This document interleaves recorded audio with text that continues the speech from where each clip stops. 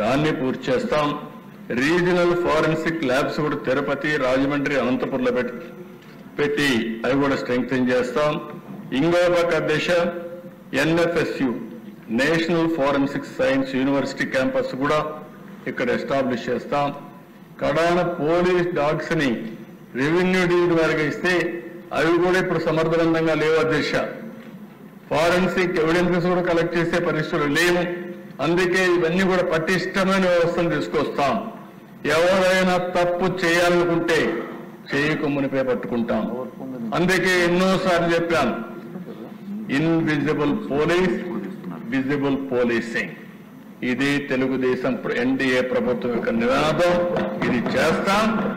ఎవరు ఎక్కడ తప్పు చేయాలన్నా చేయకు మునిపే నివారించే బాధ్యత. అవసరమైతే ఎక్కడికక్కడ టెక్నాలజీ మొత్తం పెనిట్రేట్ చేస్తాం. ఒకటి ఎక్కడని కాదు. ఇప్పుడే మీరు చూస్తే యాంటీ డ్రగ్స్ క్యాంపెయిన్ కోసం ఒక పేరు కూడా పెట్టాం.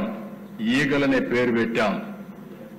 Elite anti narcotics group for law enforcement అనే పేరు పెట్టి, అంటే ఎక్కడైతే డేగ కన్ను రాష్ట్రం మొత్తం ఉంటుంది. ఎవడు ఎక్కడ తప్పు చేయాలన్నా ఖబర్దార్ జాగ్రత్తగా ఉండండి. లా అండ్ ఆర్డర్లో మాత్రం యూ కెనాట్ ఎస్కేప్. ఏదైనా చేయాలంటే మీరు నేరస్తులైతే మీ తెలివితేటలో 10 రెట్లు ఎక్కువగా ఉండి పోలీసింగ్ చేసే వ్యవస్థ ఏర్పాటు చేసే బాధ్యత ఈ ప్రభుత్వాన్ని చెప్పి నేను మీకు తెలియజేస్తున్నా.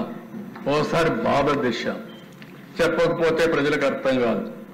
ఓసారి మనం ఒకసారి చూస్తే ఎంత బాధేస్తుందంటే దిశ ఎన్ని డ్రామాలు వేస్తారంటే లాస్ట్ టైం మీరు ఒకసారి చూశారు దిశ.